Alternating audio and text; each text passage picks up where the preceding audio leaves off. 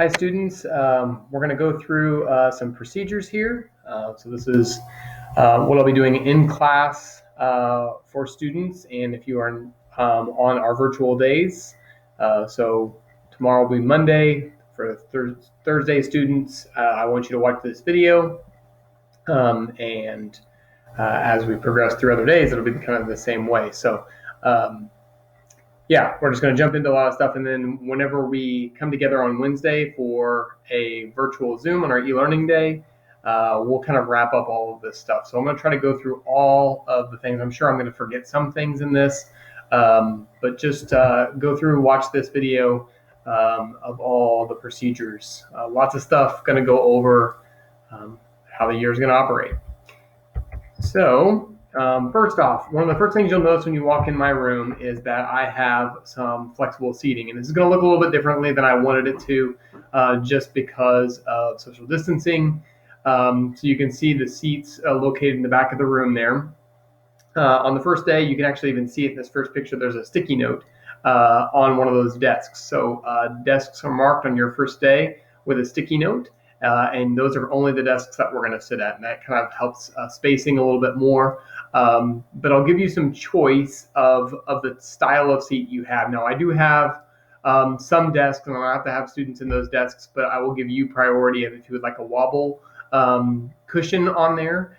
They've got two sides to them, so you can choose one of those.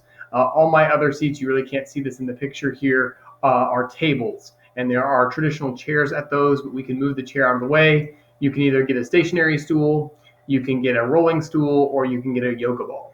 And I didn't know how much of those yoga balls to air up. I have more, but I got the biggest ones out that I think will be the most fitting. So I will let you select one of those. But here's the thing, that I really would like to keep this somewhat consistent. So whatever seat you choose in class is going to become your assigned seat.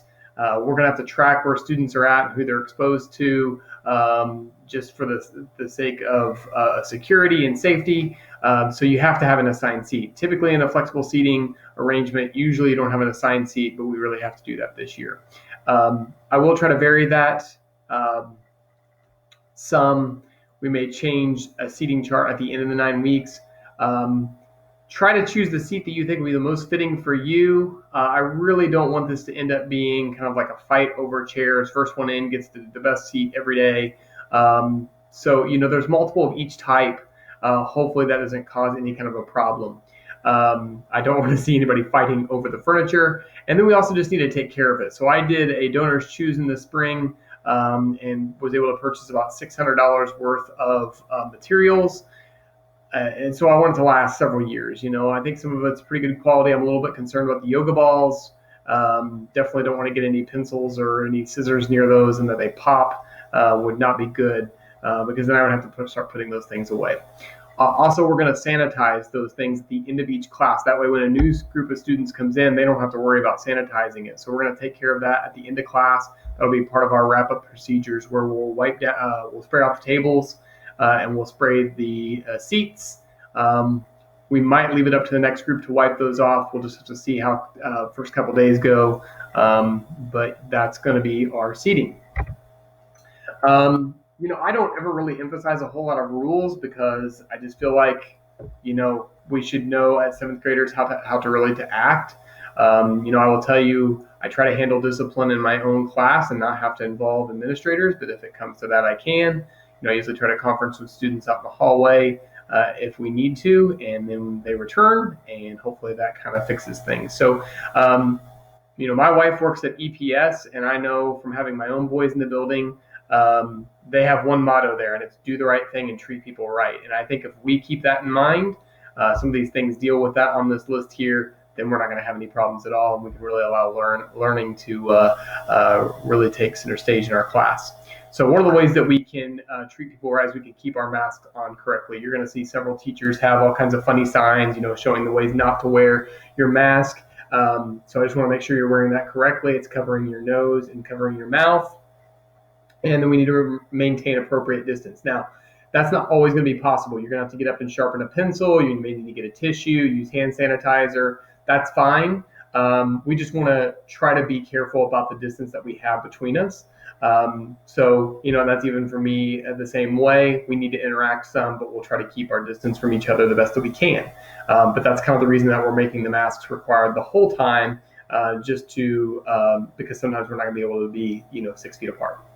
You're going to need to bring your materials every day. Chromebook charged, not Chromebook dead. That doesn't really help us at all. In the past, I've had like one charger that students can use, and that's it. So really need to have it charged up every single day that you're at school. I always tell students, plug it in every night, same spot. That's what I do with my laptop every night, and it doesn't have a battery life nearly as long as the Chromebooks. Do that. Pencil, I prefer that over pens. I was a math teacher in the past, and we really didn't like pens. I'm a little bit more flexible, but pencils I think are better. And then paper, a good notebook and folder to put some things in. We're going to try to minimize paper this year, just to minimize contact on things, but have those three things with you all the time. You'll see this a little bit later. We have scheduled bathroom breaks. So no student is allowed out in the middle of class.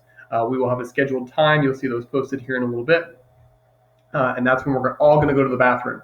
If you don't even have to go, that's fine. You can just kind of stand and wait. But we're going to encourage everyone to go in and wash their hands. Again, as a way to stay safe, stay healthy. We're going to do that. Every period is going to have a trip to the bathroom. So you can't go in the middle of passing period. You're going to have to focus on getting to your class, and then your class will have a time to go then. And they're fairly well spaced, so you shouldn't have to wait too long. If you're not feeling well, we'll have you go to the nurse. I believe we'll have to have the nurse come and escort you. I think that's what we're doing this year, but I'll check into that. But obviously, if you're not feeling well, you need to let us know right away, whatever that might be, just like it is in the past. Your phones. Phones are going to be with you in your bag now because you're carrying your bags with you to every class. They just need to be silenced.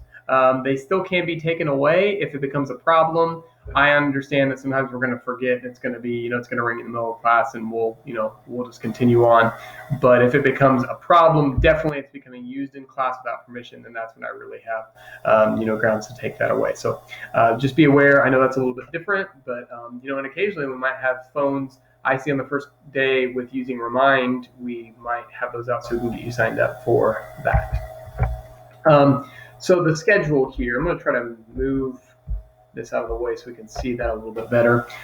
So there are two groups, and this block scheduling has just been tough for me even to wrap my brain around, but the way we really need to think about this is that students are either a Monday, Thursday student or they're a Tuesday, Friday student, because those are the days that you're going to be doing social studies work for me. So if you have school, you're either with me on Monday and then you're doing virtual on Thursday, or that's flip-flopped, right? You're with me on Thursday and you're doing virtual on Monday, and the same thing with Tuesday, Friday.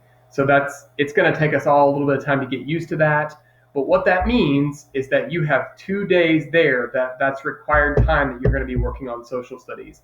And it needs to be done, there at least needs to be some of that that's done during that class time. So that does mean some people are going to have, first period on Monday, 7:30, even if they're virtual, they've got some stuff to do.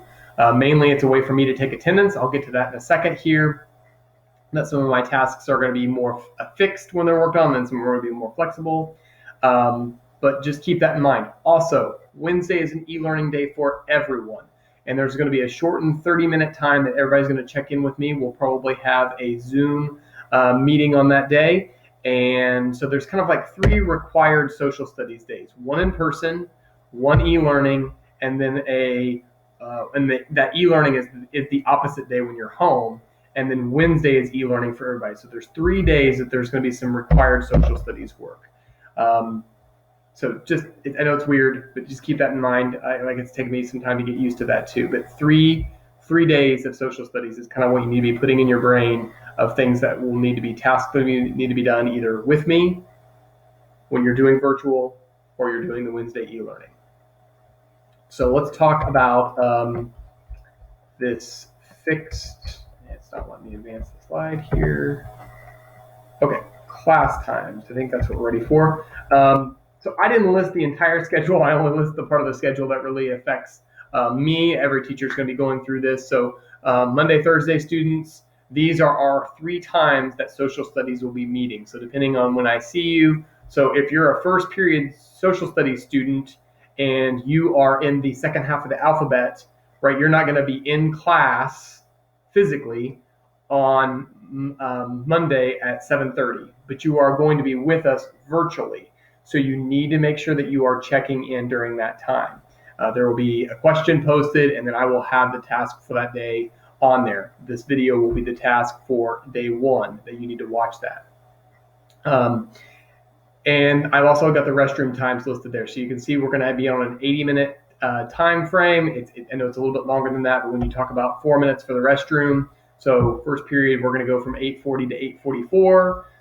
Third period, you go from 11:55 to 11:59. And then fourth period, it's 1:50 to 1:54. That's going to be our restroom time. So we'll take a break from our work. We'll go to the restroom. We'll wash our hands. We'll come back as a class, and then we'll get back to it. And the same thing is true on Tuesday, Friday students. 5th, 7th, and 8th follows those same 3 time periods with the same restroom times in there. So the important thing that I don't want you to forget here is if you are at home doing virtual learning, these are the times that you need to be aware of so that you can check in, answer the question so I can take attendance. That's going to happen in the first 10 minutes of class. And if you're not answering those questions, I don't know if you're present, so I have to count you absent. That's, I know, kind of strange too. It's going to take us some time to get used to that, but that's how that will work. And I talk about that a little bit more in these couple slides. So the flexible work. So all of your videos are going to be in Edpuzzle, and I think I'll even put this first video in Edpuzzle as well. Usually there'll be some questions, but I'm not going to probably embed questions in this first one, just to check for understanding. That's going to be, it's somewhat a little bit flexible, but the one thing I'd keep it in mind is that I expect the video of that time period that's due. So like we'll start with like the first video. I would like it to be watched before I have you in class. That's going to be a little bit tricky for students that I see on Thursdays because I'm going to push that first video out this coming Wednesday. So you don't have as much turnaround there, but if I don't see you until Monday, you know, you've got, and I assign it to you on a Wednesday, you've got several days there to get it done. But our in-time class is going to be really important because we only have once a week that we're going to be together. So really making sure that you're watching the video, that's going to be your instruction. Of course, you can totally look at the textbook. We'll get you the textbook codes very soon. I don't know if that'll happen on day 1, but this is part of the way that I'm going to minimize my instruction in class, but you're still getting that instruction out of class. So if you're coming to class and like, I have no idea what we're going to be talking about, you're going to be behind where everybody else is at. I'm also going to have choice board tasks. Now, you will probably have in a 2-week period about 3 of these tasks to get done. The choice board will have 3 sections to it. So you're going to be kind of doing about 1.5 per week. That's going to be a little bit odd, but that's something that you're going to work on those days when you're not with me. You're not going to work on them in class, so you could work on them on Wednesday when it's an e-learning day, but really the other day that you're not with me is when I really want you working on your choice board. You'll just pick an activity that's in the list that deals with the standards that we're learning, and you'll do that. And I'll once I get one of those pushed out to you and you can see it, I think it'll make more sense to you. I don't have one ready yet.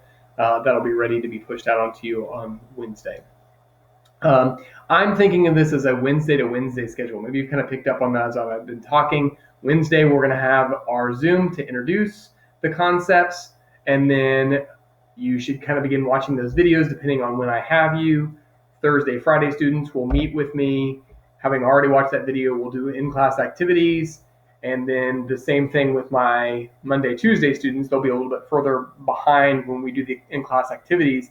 But by the time they get to me, they've watched the video, they've got part of their choice board done, and they're ready to do the activities together. And then on Wednesday, the following week, we can kind of wrap up everything. And then at that point, everybody's in the same place, right? Everybody has watched the Edpuzzle video. They've done their choice board activity. They've had in class with me.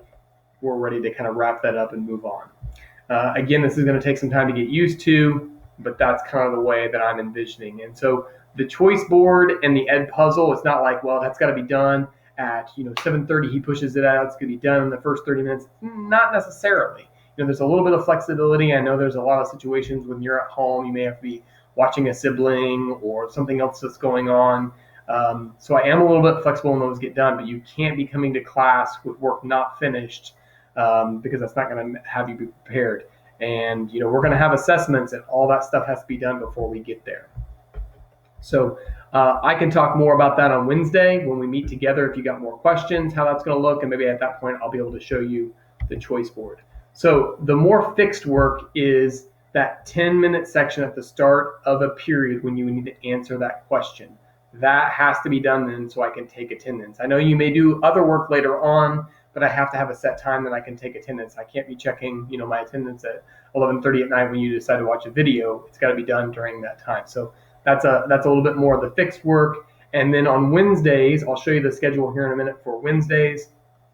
I'll have you in 30-minute sessions, and they don't match up with the normal sessions that we have on Monday, Tuesday, Thursday, Friday. So it's a different, it starts at 8 o'clock, and then it's 8 to 8:30, 8:30 to 9, and it just goes through like that.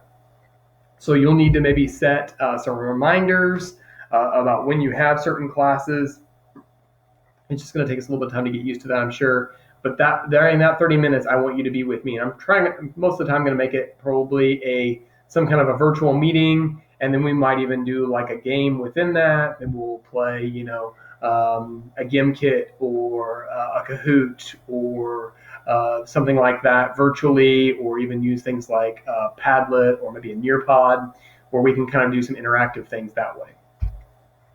So that's going to be more fixed. The short question at the start of every class period that you have me, even when you're virtual, and then also the Wednesdays at 30 for 30 minutes. So there you can see these are the times you're going to need to know for my classes. So if you have me for first period social studies, whether you're a Monday or Thursday student, 8 o'clock is when we're going to meet. If you have me on Tuesday or Friday, and you're in my 7th period class, we're going to meet at 11 o'clock on that day. So it's going to feel weird because it's a different time period for all those things. And that, I guess, is my last slide. There's a lot of things I've been even thinking. I didn't put remind in here, but I sent you out a newsletter, so that's some good things to look at in there where maybe you can read it and go a little bit slower, but Remind is something I'd want you to sign up for, and then we're going to get you access to that digital textbook. So this is just another plug that students, I guess if you're seeing this, it's in Google Classroom and you've got this video, but Google Classroom is the first step, and then I sync that with Edpuzzle so that you can have both those things done. So if you're watching this, then you've done both those parts. And so that's our task here for the first day, is just to watch this video and kind of get an idea of how things are going to operate. Kind of the main things, like I said, the choice board and watching that Edpuzzle video are going to be the kind of key parts that are taking place outside of class. And then in-class activities, I know sometimes we'll have some absences. Those always happen where you might miss that, and we might have to make those up at some point. But I'm hopeful that'll be some critical work in there that we really find enjoyable and also kind of ties everything together. So I'm going to stop there. I'm sure we'll have more questions, and that's why I'm thinking, this Monday, Tuesday is the day that everybody gets to watch this video, depending on when they have me, and then Wednesday we can kind of talk about more things, maybe see some examples of the choice board by that point. So thanks for watching, and we will just see you soon. Thanks.